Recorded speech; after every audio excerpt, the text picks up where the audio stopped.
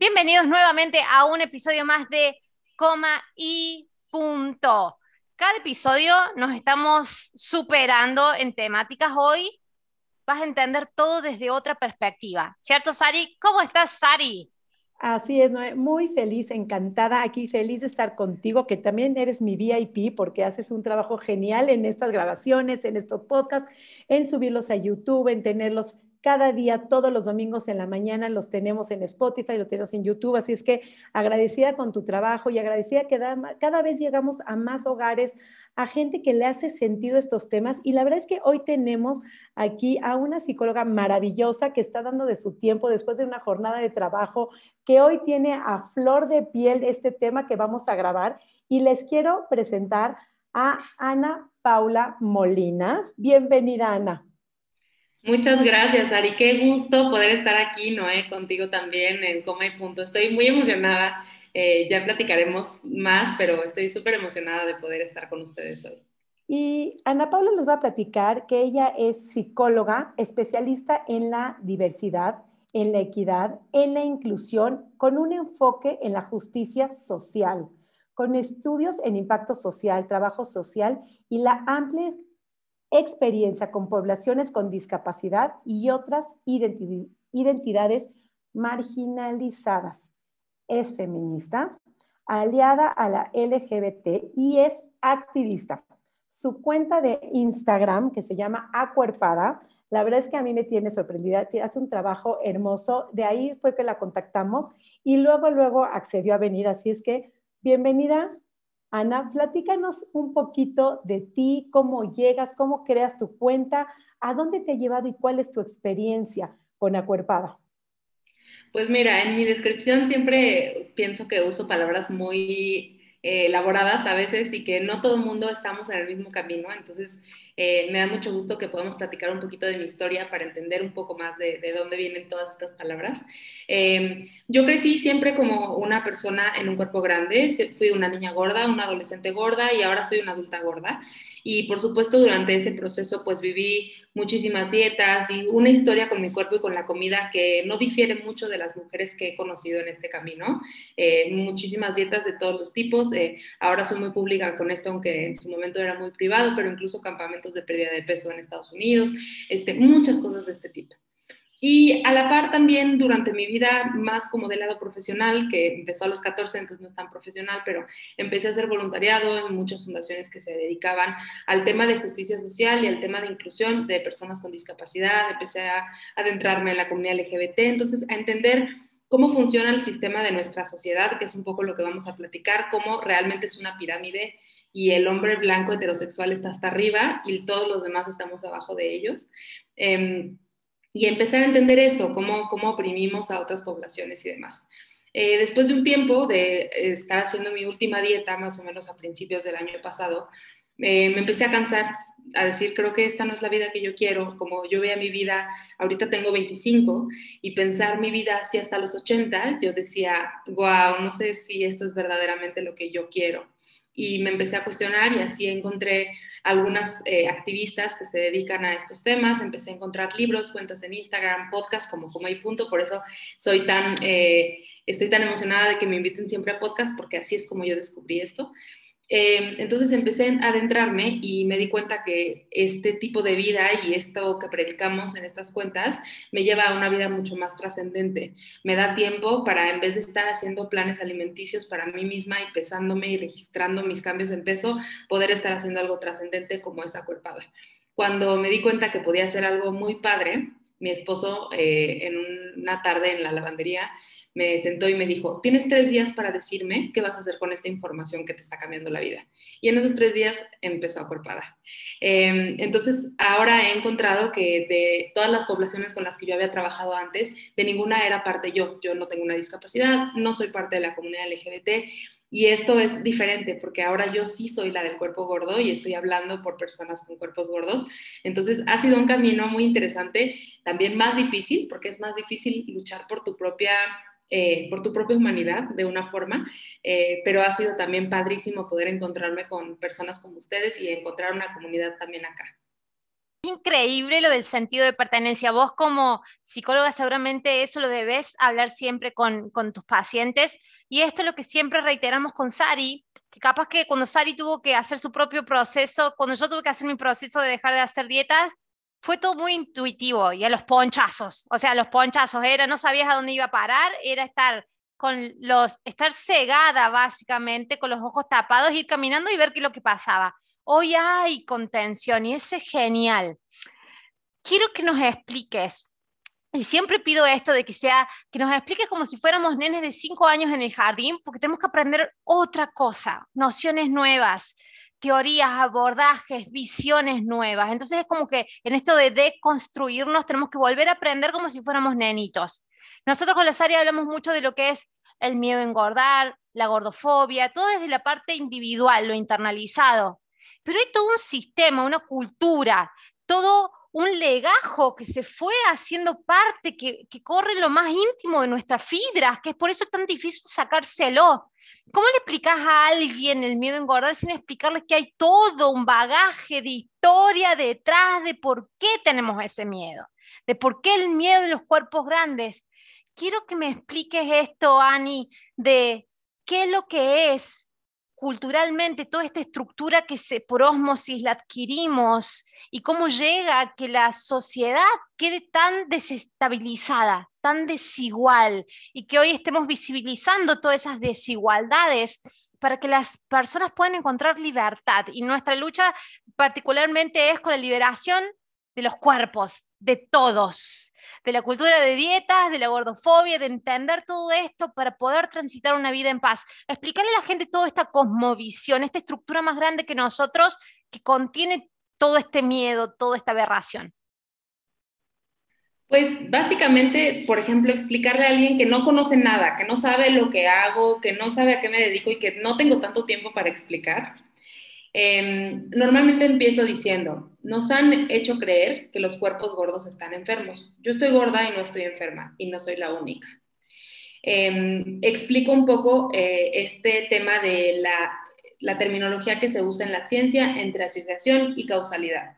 Es decir, hay una asociación entre personas gordas y o pesos altos y ciertas enfermedades, pero no hay causalidad. Es como decir que unos dientes amarillos crean cáncer de pulmón. No ese es el caso, sino que fumar crea cáncer de pulmón y también dientes amarillos. Hay una asociación entre personas que tienen dientes amarillos y cáncer de pulmón, pero si blanqueamos los dientes de esa persona, el cáncer de pulmón no se va. Es lo mismo que si adelgazamos a una persona gorda, ¿no? Empiezo por ahí.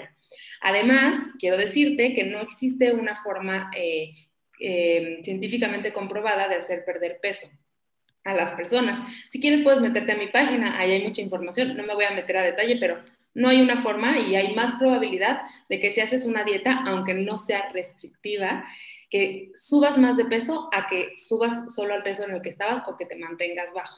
Entonces, en realidad, no hay ningún punto en que yo haga otra dieta cuando además me mantengo saludable. Entonces, lo que yo hago es primero trabajar en que las personas gordas podamos buscar la salud sin importar a qué peso nos lleve eso, es decir, seguir promoviendo comer frutas y verduras, movernos, pero también la salud social y la salud mental y todo esto. Y la salud social y la salud mental viene de que no me importa si crees que estoy enferma y no me importa si no te gusta mi cuerpo, me merezco redes sociales libres de acoso, me merezco ropa que me quede, me merezco ropa deportiva que me permita moverme, me merezco gimnasios libres de acoso, ¿no? Me merezco simplemente vivir mi vida y poderme comer mi pastel de cumpleaños sin que me estés observando y analizando, ¿no? Entonces, básicamente en eso se queda. Y luego además digo, y además estamos preveniendo los trastornos de la conducta alimentaria porque de ahí vienen, ¿no? Pero pues sí, como dices, hay muchísima historia y normalmente solo así explico lo que yo hago y pues luego nos metemos un poco más al miedo a engordar y todo eso, pero bueno, básicamente ahí lo dejo al principio, ¿no? Buenísimo. Justamente le leía a Noé hace un ratito un artículo que me llegó y en este artículo decía, en un par de años nos vamos a estar dando cuenta de las barbaridades que hacíamos y las maneras en que tratábamos a los cuerpos gordos, desde las miradas, desde la reducción de calorías, desde creer que tenían que bajar de peso, desde no aceptar su peso normal y hacerlos creer que tienen que estar en un cuerpo más chico, en un cuerpo más bajo, donde no era ni siquiera su salud. Cuando hemos visto a cuántas personas que se les felicita porque perdieron peso, pero ese peso perdido es por depresión, es porque tuvieron un problema, es porque se enfermaron y sin embargo lo están felicitando y esas felicitaciones siguen promoviendo los trastornos de la conducta alimentaria porque lo que pasa es que eres mucho más aceptada socialmente cuando pierdes ese peso y no importa si estás en el peso que tú crees que deberías de estar o no, eso es indistinto, pero por el simple hecho de que te veas que tu cuerpo sea chico, socialmente viene el elogio, vienen las palmaditas, viene la aceptación y entonces ahí es donde, y cuando viene el rebote que conocemos, porque no existe, como decías hace rato, no existe un método sostenible a largo plazo al día de hoy, porque claramente está que si existiera algún método sin consecuencias secundarias, que sea sostenible y que sea saludable, créeme que sí se acabaría la obesidad en el mundo, porque la obesidad lo pongo entre comillas, porque claro que nadie quiere ser gordo en un mundo gordofóbico, en un mundo donde no es aceptado. Entonces, si existiera algo que funcionara, ya lo estarían consumiendo, probando, tomando o haciendo que sea permanente. Pero el problema es que cuando tienen ese elogio y ya son aceptadas y viene esa reganancia, recuperación de peso a 2 a 5 años, el tiempo que tomen, entonces ahí viene la parte de la culpabilidad, la parte de que ya no te aceptan, la parte del rechazo social. Platícanos un poquito más, Ana Paula. ¿Cómo manejas tú, cómo trabajas ese rechazo, esa justicia social en este mundo cuando un cuerpo gordo no pertenece? Y discapacitado, la mujer, que estamos ahorita en el mes de la mujer, platícanos todo esto, cómo se va manejando, cómo lo trabajas tú. Pues mira, primero creo que poniendo los contenidos ahí, ¿no? Que es como lo que hacen ustedes, ¿no? Poniendo los contenidos disponibles, que la gente empiece a hablar de esto. Yo alguna vez tuve que trabajar en mí, porque yo llevo mi propio proceso terapéutico, en mi terapia, decirle a mi terapeuta, yo sé que yo me voy a morir y el índice de masa corporal va a seguir existiendo y lo van a seguir usando en el sistema de salud pública de la mayoría de los países del mundo. Yo lo sé, voy a morir antes de que eso cambie. Esperemos que no. Esperemos que no. Pero también creo que hay un camino, es decir, hoy en día todavía hay lugares donde, en México, donde las parejas del mismo género no se pueden casar, todavía. Pero por lo menos ya son ilegales los esfuerzos para corregir la orientación sexual e identidad de género de las personas de la comunidad LGBT. Entonces, bueno, tal vez no voy a llegar al momento en el que el IMCC se prohíba, o tal vez no voy a llegar al momento en el que la cirugía bariátrica sea ilegal. Tal vez no voy a llegar a ese día, pero pues sí creo que, por ejemplo, hoy en día, debido a otras activistas, yo puedo comprar ropa en tallas extras en algunas tiendas, no en todas, pero en algunas, que cuando yo tenía 15 años eso no era una realidad. Entonces creo que seguimos avanzando un poquito ahí.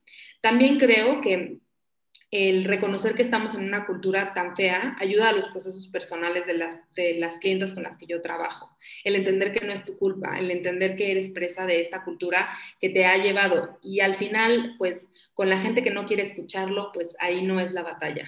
Es decir, con los haters o los que odian nuestras redes y nos ponen comentarios, la batalla no es ahí, la batalla es para los que están listos para tener estas conversaciones.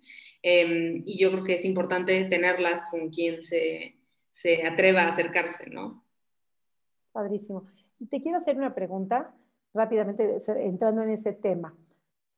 Sí vivimos, como dices tú, en una cultura horrible, sí vivimos en una gordofobia. ¿Qué consejos les das a una persona para salir adelante viviendo en esta cultura gordofóbica? ¿Qué puede uno pensar, sentir, manejar, trabajar en su mente para poder salir adelante, ser creativa, ser activista, simplemente sentirse con el derecho de pertenecer, de vivir, de vestir y de comer con esa libertad?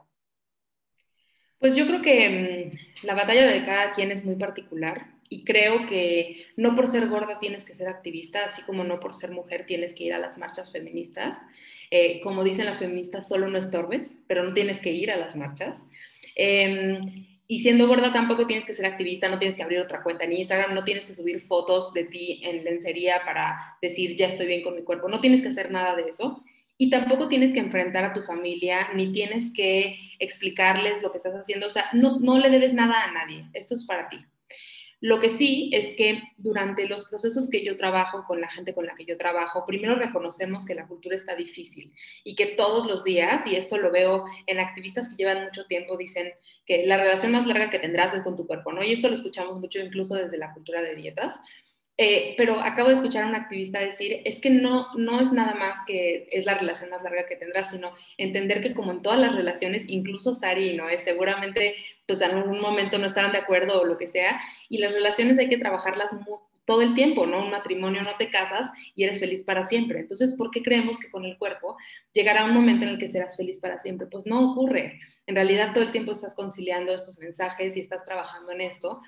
Y creo que esa parte de ser autocompasiva y saber que hay días que te vas a odiar y no decir, no sentirte culpable por eso, o un día que comas algo y que luego lo quieras compensar y no sentirte culpable, porque ya de por sí la cultura de dietas nos hace sentir muy culpables. Y creo que es como aprender a conciliar que esta será una batalla de toda la vida, pero que te da mucha más paz que la otra batalla que era contra ti misma, ¿no? Entonces, eso es casi siempre lo que estamos trabajando y repitiendo en consulta y pues en realidad, como les platicaba al principio, pues no hay una ciencia correcta de cómo hacer esto porque es algo muy revolucionario lo que hacemos. Entonces, no me lo enseñaron en la universidad, lo he ido aprendiendo con la marcha y con mi propia experiencia, entonces es un poco complejo, pero más o menos va por ahí. Me encanta cuando usan la palabra paz, porque es verdad, es primero en uno que uno tiene que conciliar las partes, ¿no? Esta relación de uno con su cuerpo, y cuando llegas a ese estadio en el que podés sentir que una resistencia se quebró, que había algo que estabas todo el tiempo o empujando o tirando, teniendo que arrastrar, se fumó, se genera ese momento de calma y de paz, y todo el mundo siempre le dicen, es como hay una paz, mi cuerpo no cambió, voy a seguir siendo capaz que esto mismo que he sido durante toda la vida, pero hay algo en mí que se quebró y dejó salir este estadio de paz. Mencionaste algo que lo estuvimos hablando en la sala de la grabación. Me encantaría, me surgió ahora una duda mientras estabas hablando, porque conocemos, digamos, la bajada académica de la carrera de nutrición en la mayoría de los países, ¿cierto? 100% peso céntrica. Están habiendo excepciones ahora que están brotando alrededor de todo el mundo. Conocemos también la bajada de la carrera de medicina, ¿no? 100% peso céntrica. Contame de la carrera de psicología, si hay algo o alguna materia en el que la obesidad, ¿cierto? Entre comillas, porque esa palabra la estamos tratando también de sacar del mapa y estamos tratando de darle otra connotación a la palabra gordo también. Contame si hay alguna materia, porque yo como kinesióloga tuve una materia, tuve bariatría, ¿sí? Y hay una bajada así. Quiero saber desde la parte de psicología, porque después de esto, vos como psicólogo tuviste que hacer tu camino al andar. Pero desde la carrera, me gustaría saber un poquito ahí la formación, cómo es. Pues mira, la verdad casi no se habla del tema del cuerpo, se habla más del lado de trastornos de la conducta alimentaria, que es algo que yo siempre hablo en mis redes. Disculpen, pero es una estupidez que las personas que se dedican a tratar trastornos de la conducta alimentaria sigan utilizando palabras como obesidad, estigmatizando los cuerpos grandes, dando miedo a engordar, diciéndole a las pacientes vas a engordar, pero no tanto. O sea, es una tontería. En realidad, yo cuando estudiaba la carrera no pensaba que me iba a especializar en trastornos de la conducta alimentaria, entonces no metí como clases particulares de eso, ni trabajé directamente con pacientes con trastornos de la conducta alimentaria ni nada. Pero eso es una línea. Por otro lado, sí tomé una clase de psicología de la salud que muchas veces tiene que ver con más o menos como cómo hacemos que el paciente trabaje en lo que le asigna la nutrióloga o lo que le asigna y entonces como que se adhiera al tratamiento, ¿no? Que pues ahora lo pienso y pues una dieta no es un tema psicológico para adherirse, pues es un tema biológico de por qué sueltas la dieta en un momento, ¿no? Entonces, ese es por otro lado. Y lo que no vi en la carrera, pero que escucho muy seguido como socializado entre las personas que conozco, es esta creencia de si arreglas tus emociones, vas a bajar de peso. Es que en el momento que te dejes de preocupar de esto, vas a bajar de peso. Trabájalo en terapia, seguro tienes un trauma de tu infancia y por eso estás gorda, ¿no? Entonces, creer que la terapia es otra dieta y creer que el comer emocional y como todas estas cosas, que eso te va a salvar, ¿no? Que si vas a terapia ya vas a adelgazar. Y pues no, tampoco, o sea, no todas las personas gordas somos gordas porque nos alimentamos de forma emocional, somos gordas porque somos parte de la diversidad humana y punto, ¿no? O sea, no lo va a resolver un psicólogo. Entonces, creo que todas esas creencias es lo que hay que sacar más bien, Qué ¿no? bueno que lo mencionaste, no lo habíamos mencionado todavía en ningún episodio, pero de los mensajes que me llegan y de las historias que nos cuentan a mí, a Sara nos dejan papiros así de historias, a vos te deben dejar esos mensajes así largos como haciendo catarsis. Siempre me dicen, llegué a cierto peso y la nutricionista me mandó a la psicóloga porque yo no podía bajar más. Eso está entonces en la psicología como, y es un lenguaje secreto entre nutricionista y psicólogo parece, pero hay un montón de gurús por ahí de la baja de peso, no sé, gurús de la baja de peso que dice, arregla tus emociones y desbloquea tu bajada de peso. Como si el estar gordo fuera una cuestión, es estar mal. Seguimos, o sea, reafirmando eso, estar gordo está mal, entonces vamos a buscar una causa. Si no es emocional, es psicóloga, es psicológica, si no es psicológica, es nutricional, y si no es nutricional, es hormonal, y si y vamos a lo mismo, o sea, no hay nada que arreglar. Está bueno tener una inteligencia emocional, saber transitar las emociones, sí, porque cualquier flaco o gordo que su peso no se altere por la comida, debería saber cómo transitar sus emociones usando otra cosa que comida, lo mismo que usando otra cosa que alcohol o usando otra cosa que una droga. Está bueno aprender a transitar emociones, pero eso no significa que vas a bajar de peso porque empieces a transitar tus emociones. No lo habíamos mencionado nunca y me encanta que lo hayas mencionado. Gracias. Claro, y nos hacen creer que el comer emocional está mal. No está mal y no está bien, simplemente eso. ¿Por qué juzgar que si estás triste comiste, entonces estuviste mal y si estás alegre no deberías de comer, entonces deberías de estar alegre y estar feliz y cantando? Simplemente la comida aparece y hay días que tienes más hambre, menos hambre y a veces también se vale y ha sido como un apapacho y saber entender que estás utilizando la comida como ese apapacho, pero se lo consciente y esa comida como de mindfulness, de atención plena, o sea, eso es lo que nos invita a comer con atención plena, pero lo mismo cuando uno va a tomar o lo mismo cuando uno va a platicar con alguien o lo mismo cuando uno va a tocar la guitarra, como que estar consciente de lo que estamos haciendo y estar en el aquí y en el ahora, sin importar si es comida, si es un instrumento musical, si es un canto, si es una pintura. Yo creo que es estar en el aquí y a la hora pintando, tocando, cantando, bañándose, cocinando, cualquier cosa que hagas, que lo podemos hacer con esa atención plena en estar aquí en el ahora, te hace otro transitar en la vida. ¿Cómo manejas, abordas esas partes, Ana? Pues justo estoy ahorita entre la primera y la segunda sesión de un curso de alimentación intuitiva que estoy dando. Y en la primera sesión hablé de honrar tu hambre, que es el segundo principio de la alimentación intuitiva, y hablé del hambre emocional y expliqué un poco de eso. Y la pregunta que surgió al final fue cómo hago la diferencia entre como un hambre emocional que yo les mencionaba, que es como, por ejemplo, que Noé se mudara, que no sé dónde vives Noé, pero que se mudara a otro lado y entonces regresara y se comiera un alfajor y dijera, esto me sabe argentino, ¿no?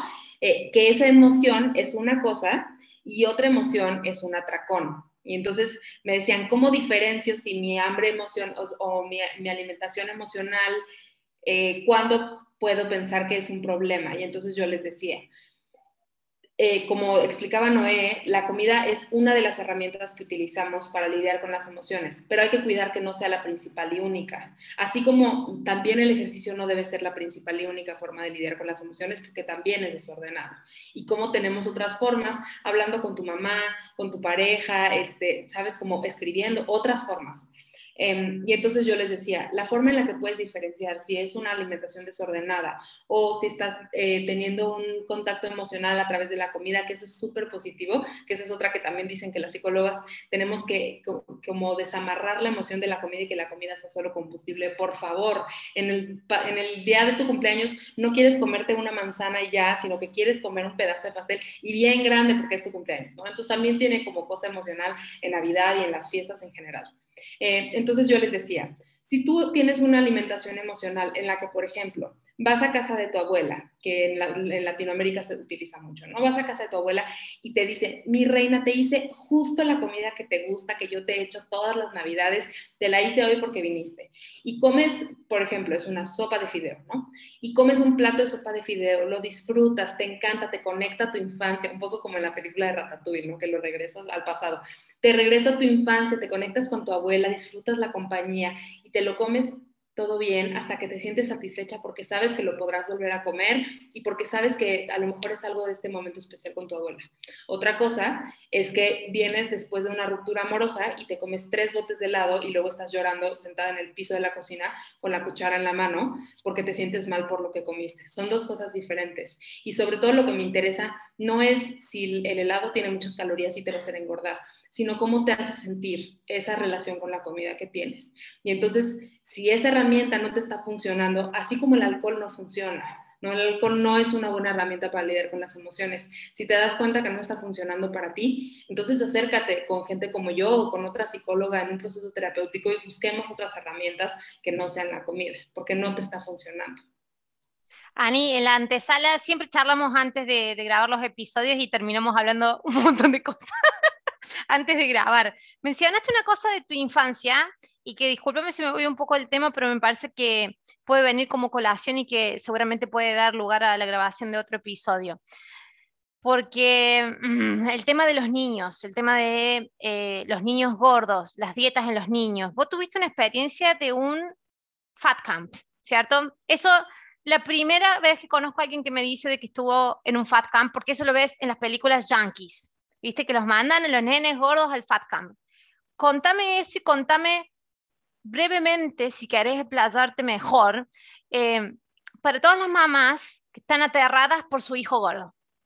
¿Qué es lo que vos hoy ves como psicóloga, las repercusiones a futuro de la relación de ese niño después con la comida y con su cuerpo? ¿Me quieres compartir un poquito de eso?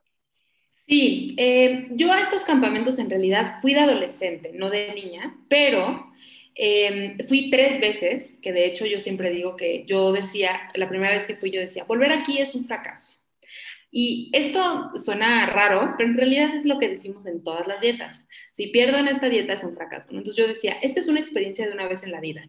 No debes volver a este campamento porque entonces estás fracasando. Esto es como, para mí era como la medida más extrema, porque yo decidí ir, mis papás no me hicieron ir y yo siempre hablo de esto también, que yo no odio a mis papás, mi mamá es de mis mejores amigas y ella me llevó a mi primera dieta porque es lo que sabía que era mejor y pues no me querían ver sufrir de grande y ellos no sabían que pues esto no se me iba a quitar, esta enfermedad de la gordura se iba a quedar conmigo hasta el día de mi boda y hasta que muera probablemente. Y te iba a ser muy creativa y te iba a dar muchas herramientas, porque hoy Sí, es una sí, herramienta de vida, ¿no?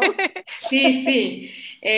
Pero bueno, los campamentos, bueno, además de que yo empecé a hacer dieta muy pequeña, eso empieza a darte esta sensación de que tu cuerpo es incorrecto desde el día 1. Y los campamentos de pérdida de peso, yo los viví desde otra mirada porque yo tenía 17 la primera vez que fui. Entonces, al final, sabes que tú, yo iba en la preparatoria, en el bachillerato, y en realidad no, es un momento en donde tú ya puedes elegir un poco lo que comes. Además, en mi casa eran súper buena onda y entonces me servían lo que yo pidiera. O sea, si yo estaba en una dieta, me cocinaban lo que yo quería y siempre yo comía diferente y todo, pero no tenía ningún problema logístico, digamos, un poco.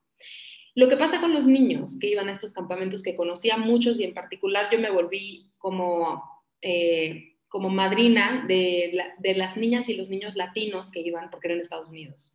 Entonces yo les ayudaba, había niños tan pequeños de 8 años en esos campamentos, que se iban a otro país con otro idioma que no entendían, a resolver un problema que no es suyo.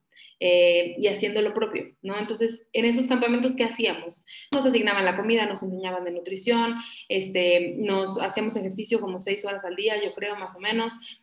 La verdad es que sí tendía a ser divertido, pero al final todos los domingos había pesaje, ¿no? Como era así. Y entonces yo solo puedo pensar en esos niños que además muchos tenían temas de salud mental y pensar que los papás, digo, entiendo que lo hacen con cariño y todo, pero pensar que los papás dicen, esto me lo van a resolver en un verano, cuando incluso si hubiera una forma de resolver, pues no sería el caso. Y entonces el niño vuelve a este ambiente donde tienes 8 años y ya es tu responsabilidad resolver tu cuerpo.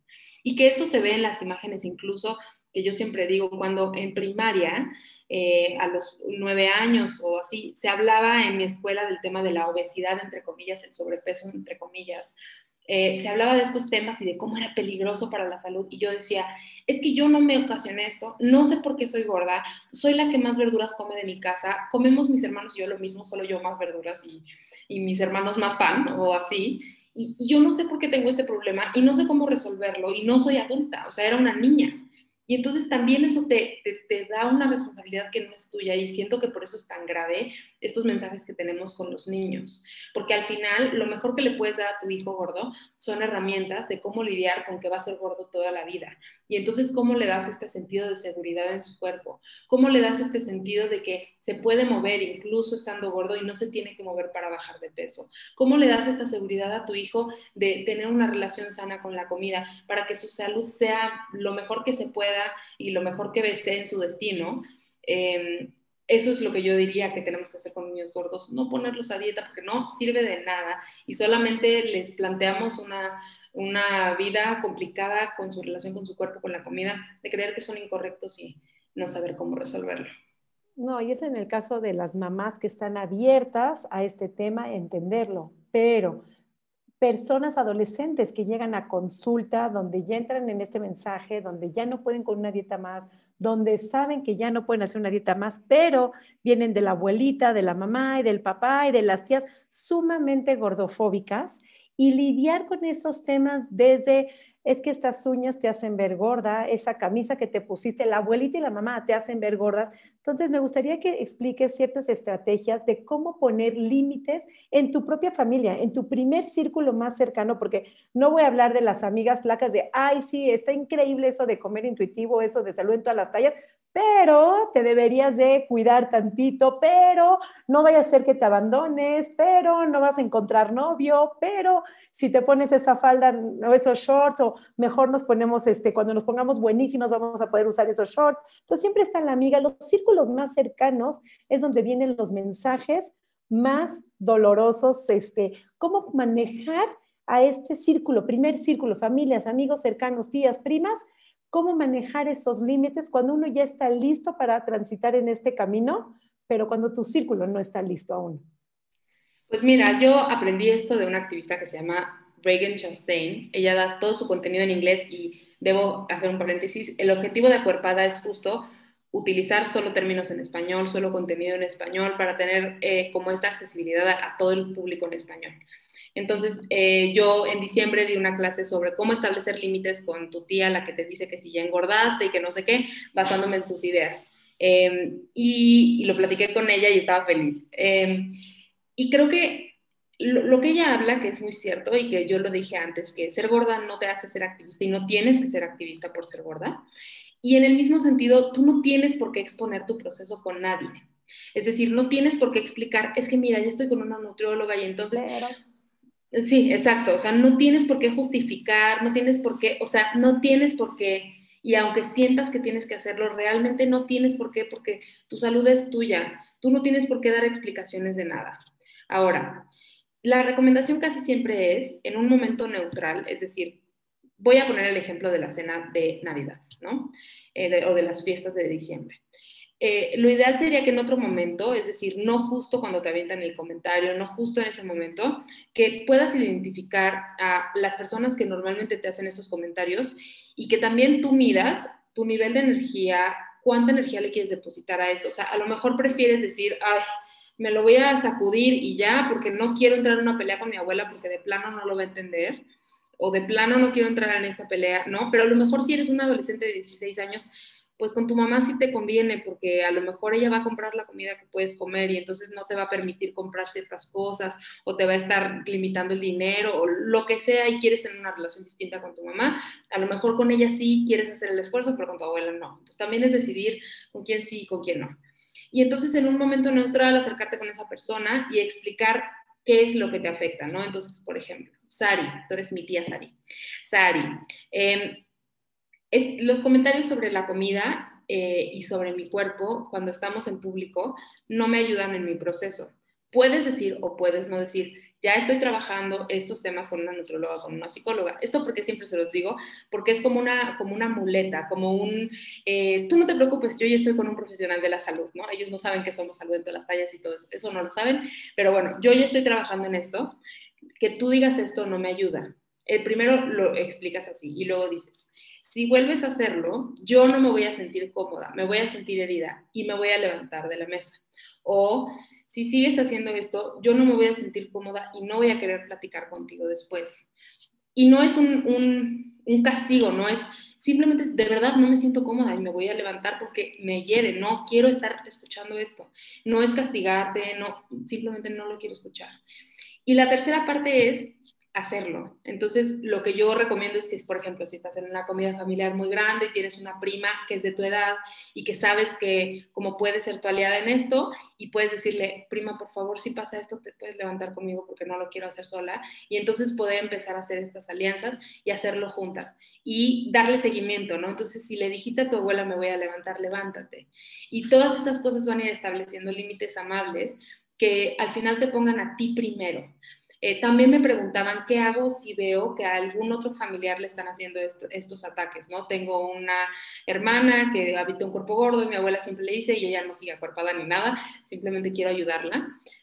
Pues después de ese momento podrías acercarte con ella y decirle, ¿te sientes bien? Oí ese comentario, no se me hizo nada cool, ¿puedo ayudarte en algo? Yo no creo eso, ¿no? Como poder ser esa persona aliada para esta persona que está recibiendo la opresión, creo que es muy importante.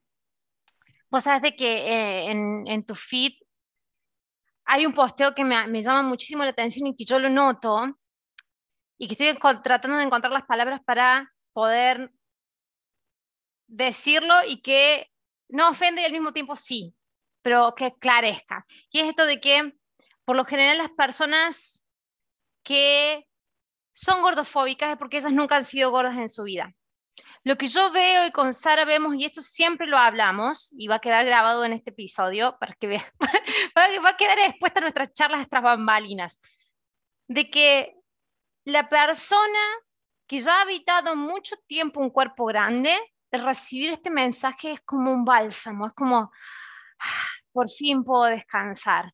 Y por lo general todo un proceso de comer intuitivo, de dejar de hacer dietas, lo llevo como mucho más ameno. Es como decir, quiero absorber esta información, pero yo, que siempre estaba peleando por ser un cuerpo flaco y lo mantenía de manera artificial, no era atleta fitness, pero era re artificial lo mío. En el momento que respiraba era, me subía todo, porque no era natural en mi cuerpo.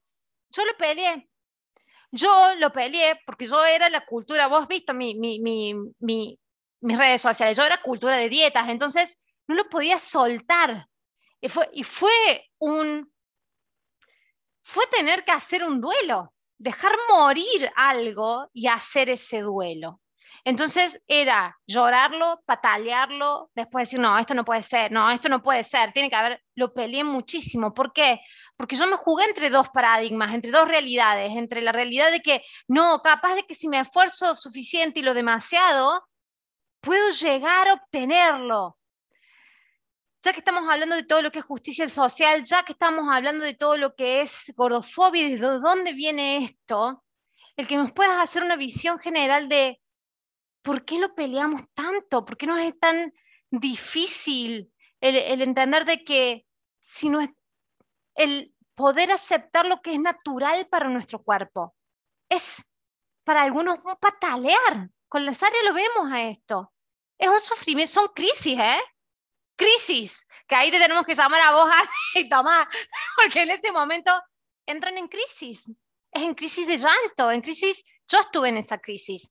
Pero no lo veo con personas que han habitado cuerpos gordos la mayor parte de su vida, porque para ellas es como abrazar algo, es como decir, por fin pertenezco, por fin me siento identificada. Para mí, Noelia, lo tuve que pelear, con mi cabeza era como una garrapata que estaba ahí chupando parte de mi cerebro y que estaba infectándome y que me la tuve que despegar y dolió ese despegue. ¿Cómo es que lo ves vos? Porque me llamó muchísimo esa atención ese posteo que hiciste. Por lo general, las personas que son gordofóbicas, que dan un discurso gordofóbico, nunca fueron gordas en toda su vida. Cuéntame un poquito de eso. Pues mira, hay una mezcla. En algunos podcasts y así me hablan y me dicen, es que son los estándares de belleza. Y sí, yo creo que en las personas que han habitado un cuerpo delgado, el impacto mayor viene de las fotos como suben las Kardashians, que son irreales de muchas formas porque las editan, porque su ropa está hecha específicamente para ellas y por eso les queda de esa forma, porque seguramente estoy hablando sin saber, pero pienso que probablemente tienen conductas bastante desordenadas de la alimentación, que no es decir que tienen un trastorno de la conducta alimentaria, pero la mayoría de las personas tenemos conductas desordenadas de alimentación. Entonces, no podemos saber nada de la salud de esas personas, pero son las personas que nos representan. Y lo voy a decir así, yo soy súper fanática de Disney, obsesionada, pero yo siempre supe que yo no iba a poder ser una princesa. Y eso es lo que nos está diciendo. Hay un cierto estándar de cómo se deben de ver los brazos, las orejas, los ojos, las ojeras, o sea, todo tenemos un estándar perfecto de cómo debe ser. Y las mujeres además tendemos, por la opresión que hemos recibido de los hombres, a ser más perfeccionistas, porque sabemos que tenemos que trabajar el triple para lograr lo que logran ellos, ¿no? Entonces, en el cuerpo delgado lo veo por ahí, como tiene que ver con estos estándares de belleza, pero a la vez por otro lado, está todo este tema de la opresión a los cuerpos gordos. Y entonces, cuando las mujeres delgadas empiezan a subir de peso, se están acercando a la opresión. Es como si hubiera como una escala de grises, y que en el blanco está la delgadez absoluta y en el negro está la gordura absoluta. Y se empiezan a ir hacia el gris más oscuro, y da miedo. Da miedo porque realmente sí no vas a encontrar ropa de tu talla. Da miedo porque realmente sí te van a empezar a hacer comentarios, te van a empezar a acosar en redes sociales. Va a ocurrir, porque vivimos en una sociedad horrible. Y creo que además el peso es de las pocas cosas que son como flexibles así de la opresión, es decir, una persona blanca no se va a volver negra de la nada, ¿no? Pero en este tema del peso creemos que tenemos el control y creemos que podemos guardarnos en este lugar de privilegio y eso nos empieza a jalar. Ahora, las personas gordas, ¿qué es lo que pasa? No queremos permitirnos caer en esa opresión absoluta. Entonces, siempre estamos jalando hacia, ok, un poquito más de privilegio, por favor, un poquito más de privilegio, y se los comparto así como yo siempre fui gorda, pero siempre estuve a dietas porque estaba a punto, nunca estuve en el IMC normal, pero estaba a punto, y entonces es estar a punto como que otra vez, y entonces también fue difícil para mí de dejarme ir, que en realidad yo digo más dejarme ser, y entonces yo subí muchísimo de peso cuando empecé este proceso, y eso da miedo, porque yo sé lo que es la opresión, y sé que si subo más de peso la opresión empeora, entonces también es muy complicado, y a lo que se refería a este post es sobre todo estas personas que me dicen odio en las redes y todas estas fitness gurus y todas estas personas que hablan tan mal del tema de la obesidad y que dicen tú puedes tener el cuerpo que quieres si te esfuerzas, normalmente son personas delgadas. Normalmente son personas que siempre han sido delgadas y que a lo mejor suben un poquito de peso durante las fiestas decembrinas, unos 2 kilos, o sea, un poquito de peso, y entonces hacen tantito ejercicio y vuelven a bajar, pero en realidad es porque su cuerpo siempre estuvo destinado a ser así. Y entonces hay que cuidar muchísimo, no hay sensibilidad en esas personas y son las que tienden a ser más gordofóbicas. Bueno, y esos 2, 3 kilitos los viven como si fueran 200, 300 kilos, o sea, como si fuera el peor pesar de su vida, cambiar de la talla 2 a la talla 4. Y esos 2, 3 kilitos los hacen en un padecimiento, en un sufrimiento, como si de veras no pertenecieran, dejaron de pertenecer y perdieran ese privilegio total. Y ahorita que estás hablando de esa pertenencia, de ese privilegio, de esas miradas, aceptación, creo que puedo llegar a comparar un poquito la mirada a los cuerpos gordos como si fuera una discapacidad y que pareciera que los que tienen esa discapacidad tendrían todos los privilegios porque te puedes estacionar cerca de la puerta de entrada o tienes la rampa o tienes ciertos privilegios, pero esas miradas, hablando de una persona que tuvo un choque, que se volvió discapacitada y ya está en silla de ruedas o quedó lo que haya quedado, creo que puede llegar a sentir esas miradas de pobrecito, porque la mirada a un cuerpo gordo es una mirada de pobrecito, de ya no perteneces, de estás fuera de la sociedad. Y yo creo que en este episodio es como una invitación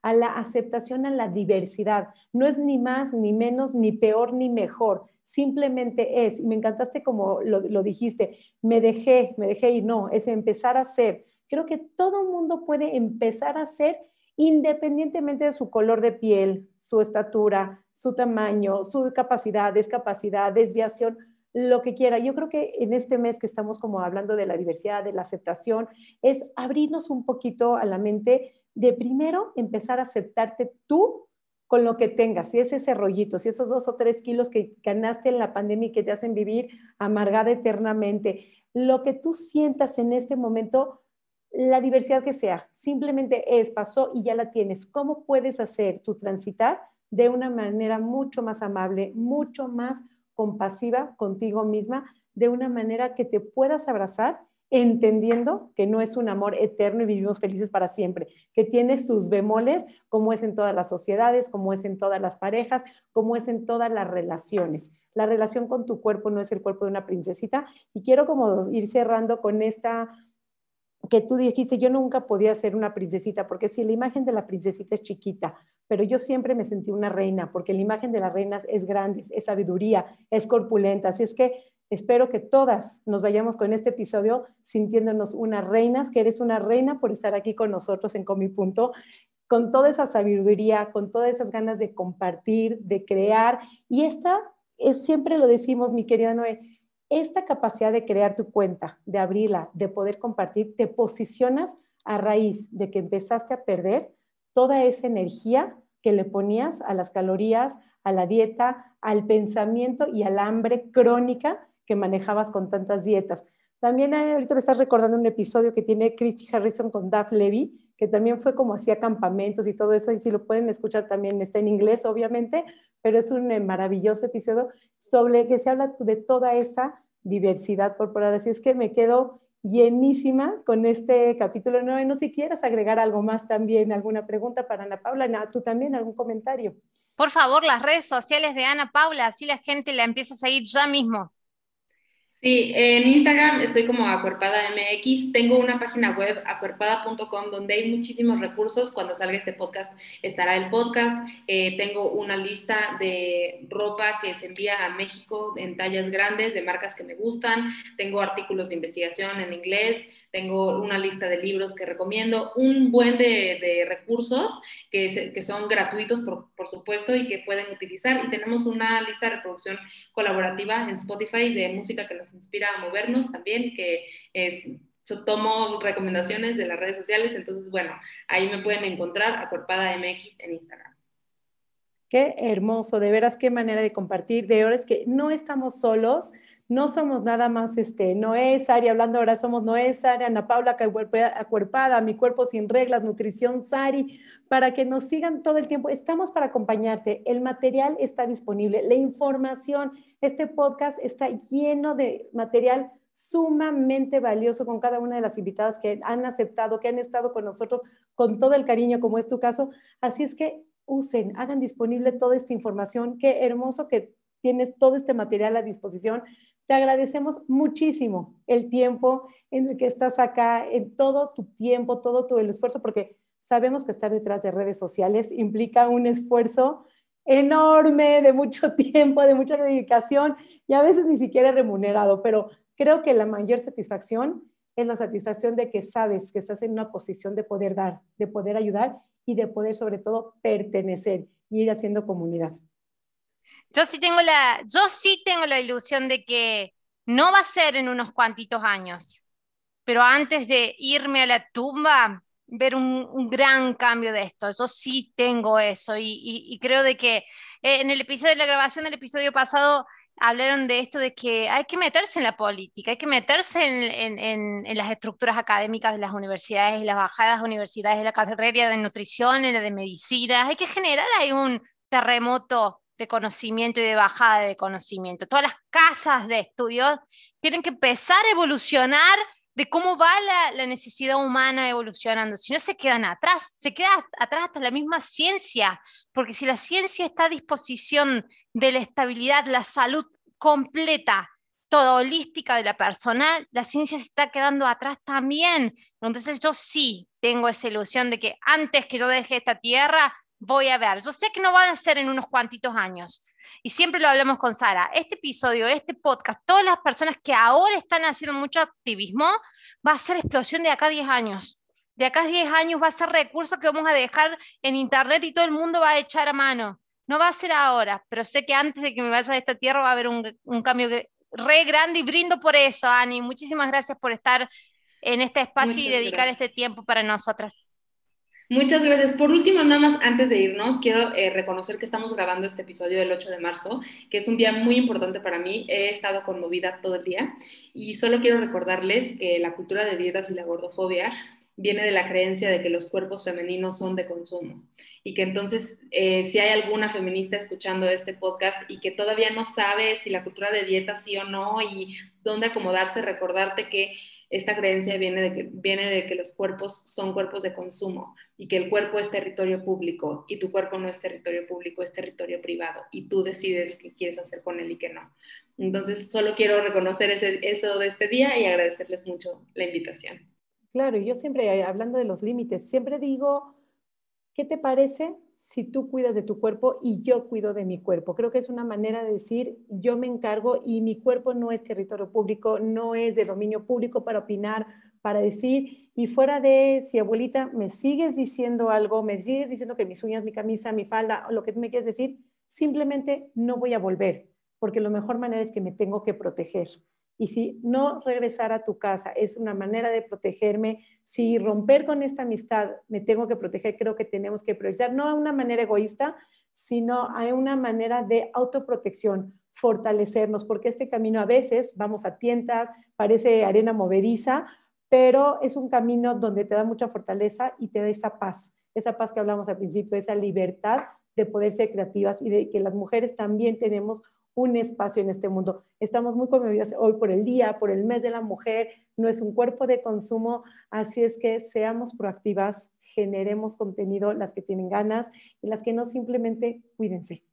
Cuídense de todas las maneras de hablar y cuidarnos. Mis redes sociales, Nutrición Sari en Facebook y en Instagram, estamos generando contenido todo el tiempo, contestando mensajes. Si tienen alguna duda, alguna información, no duden en escribirnos. La información está. Gracias por seguirnos una vez más en este episodio nuevo de Coma y Punto. Noé, si quieres compartirnos también tus redes sociales. Mis redes sociales son Mi Cuerpo Sin Reglas, tanto en Instagram como en Facebook y en YouTube, donde va a salir la grabación de este episodio. Voy a dejar en la descripción, abajo en el cuadrado de descripción de este video, las redes sociales y el website de Ana para que accedan a todos los recursos. Me parece re importante este trabajo de traducción y de que sea al alcance del público hispanohablante toda la información, porque los que hablamos inglés es claro, sí, sabemos todo, sí, miren todo lo que están hablando en Estados Unidos y de América Latina para abajo. Eso es lo que no nos damos cuenta. Hay necesidad de mucha información, de palabras en español que definan ciertos conceptos, que las separemos un poquito de la americanización de las definiciones que hemos hecho del lenguaje. Muchísimas gracias, Ani, de nuevo. Muchísimas más gracias a ustedes que están ahí, nuestro público, domingo a domingo, que nos reclaman el podcast siempre. Si se atrasa 2 horas, me dicen, ¿a dónde está el podcast, no, de este domingo? Muchas gracias por estar ahí siempre. Vamos de ahora hasta la eternidad. ¡Allá van! Como los halcones galácticos. ¡Al infinito! ¡Y más allá! Que no, mentira. De acá a la eternidad, muchas gracias. Nos vemos el domingo que viene en otro episodio más de Coma y Punto.